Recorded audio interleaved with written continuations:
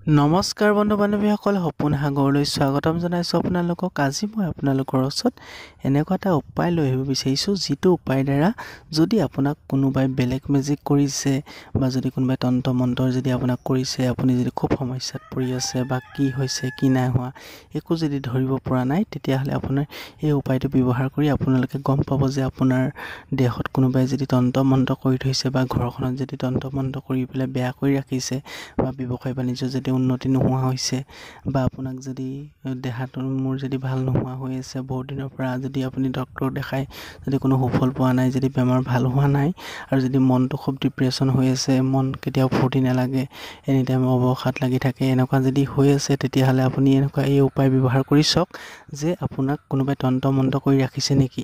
কাৰণ আজিকালি বৰ্তমান সমাজত ওচৰৰ পাছৰ বহু ব্যক্তিয়ে মানুহৰ উন্নতি যিহেতু দেখিব নোৱাৰে, সেনেকুৱা হ'লে বহুতে তন্ত্ৰ মন্ত্ৰ কৰি মানুহজনক যদি উন্নতি পথত আগবাঢ়িবলৈ লয়, তেনেকুৱা সময়ত ষ্টুডেণ্টকো কৰে, নহ'লে এনেকুৱা যি ব্যক্তিয়ে আগবাঢ়ি যাবলৈ বিচাৰে তেনেকুৱা ব্যক্তিক তন্ত্ৰ মন্ত্ৰ কৰি পেলাই সমস্যাত পেলায়।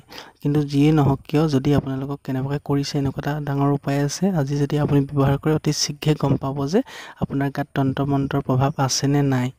গতিকে বিশেষ একো কৰিবলগীয়া নাই। যদি আপোনাক কেনেবাকৈ কোনো ব্যক্তিয়ে কৰি দিছে আৰু যদি আপুনি এনে অনুভৱ কৰিছে যে কিবা এটা হৈ আছে আপোনাৰ দেহত বা কিবা এটা নিগেটিভ শক্তি যদি আপোনাৰ গাত যদি থকাৰ যেন অনুভৱ হয়, তেতিয়াহ'লে এই ব্যৱহাৰ কৰিব পাৰিব এই উপায়টো। বিশেষ একো কৰিব নালাগে। আপোনালোকে কি কৰিব, 3 দিন এই কামটো কৰিব লাগিব।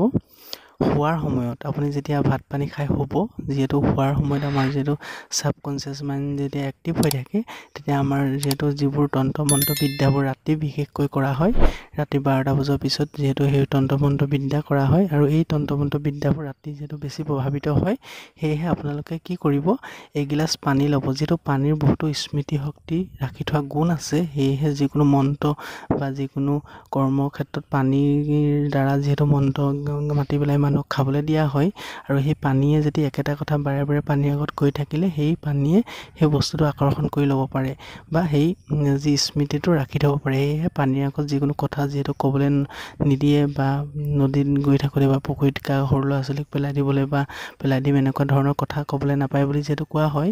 যি কি নহওক, আপোনালোকে কি কৰিব, এটা কাঁচৰ গিলাচত এগিলাচ চফা পানী, আপোনাৰ যেতিয়া আপুনি শুব, ৰাতি 12টা বজাৰ আগত আপোনালোকে ভাত পানী খাই শোৱাৰ সময়ত আপোনাৰ শোৱাৰ বিচনাৰ তলত মনে মনে কোনো গম নোপোৱাকৈ এগিলাচ পানী থৈ দিব। পানীত যেতিয়া আপুনি থৈ দিব আৰু থৈ পেলাই আপুনি শুই দিব। যেতিয়া আপুনি শুব, যেতিয়া আপোনাৰ গাত কোনোবাই তন্ত্ৰ মন্ত্ৰ কৰি হৈছে, তেতিয়াহ'লে সেই যি নিগেটিভ শক্তি আপোনাৰ মনত যি চলি থাকিব বা আপোনাক যিহেতু ডিষ্টাৰ্ব কৰি থাকিব, তেতিয়া সেই পানীখিনিৰ দ্বাৰা সেই পানীয়ে সেই আপোনাৰ যি মাইণ্ডৰ সেইখিনি আকৰ্ষণ কৰি ল'ব। আৰু যদি এনেকুৱা আপুনি ৰাতিপুৱা সেই পানীগিলাচ এজোপা সৰু গছত বা যিকোনো এটা টাবত থকা পুলিত আপোনালোকে ঢালি দিব ৰাতিপুৱা শুই উঠি কাকো নোকোৱাকৈ।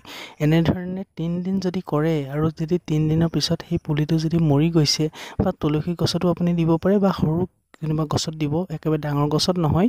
যদি আপোনাৰ গাত যদি নিগেটিভ শক্তি যদি আছে বা কোনোবাই যদি তন্ত্ৰ মন্ত্ৰ কৰি থৈছিলে, সেই তন্ত্ৰ মন্ত্ৰৰ যিখিনি প্ৰভাৱ, সেই প্ৰভাৱখিনি যদি পানীৰ দ্বাৰা যদি আপোনাৰ যি নিগেটিভ শক্তিখিনি যিহেতু পানীয়ে আকৰ্ষণ কৰি ল'ব পৰা শক্তি আছে, সেইখিনি যদি আপোনালোকে 3 দিন দিয়াৰ পিছত যদি গছজোপা মৰহি যাবলৈ ধৰে বা মৰি যায়, তেতিয়াহ'লে বুজিব যে আপোনাৰ গাত তন্ত্ৰ মন্ত্ৰ কোনোবাই কৰি থৈছে। আৰু যদি নমৰে, তেতিয়াহ'লে গম পাব যে আপোনাৰ গাত কোনো যাদু মন্ত্ৰ বা বেলেগ মেজিকৰ প্ৰভাৱ নাই। এনেধৰণে আপোনালোকে 3 দিন কৰিব আৰু চাব, যদি কিবা কৰি থৈছে, ঘৰখনতো যদি কিবা কৰি থৈছে, আপোনালোকে নিজে প্ৰমাণ পাব। গতিকে এইটো উপায় অৱলম্বন কৰক। অতি শীঘ্ৰে আপোনালোকে জানিব পাৰিব আপোনাৰ গাত তন্ত্ৰ মন্ত্ৰৰ প্ৰভাৱ আছে নে নাই।